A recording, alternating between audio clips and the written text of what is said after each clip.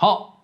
接下來大家就學睇很多嘅詞類吼，還個倆記嘅吼。下擺咧係唔知大家平常是真嘅有去愛比賽嘅嚇，唔管你係愛走6公里嘅人，也係講愛走10公里、20公里，甚至係全場馬拉松嘅人。我其實頭擺好啲大學嘅嚇吼，就學校就有大學1年生吼，所有嘅人都係去走全校2年，差唔多係3到5公里。按遠嘅像細型嘅馬拉松3公里到5公里看就按簡單點點，唔過咧味道啲長吼，大家愛走上腳嘅感覺，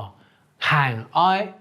當走時先準備定來，因為弟弟嘅大組來比賽。古種你平常時可能就要訓練到，我嗌所以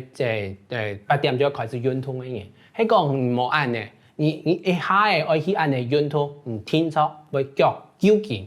究竟可能係算係好嘅嗬，係講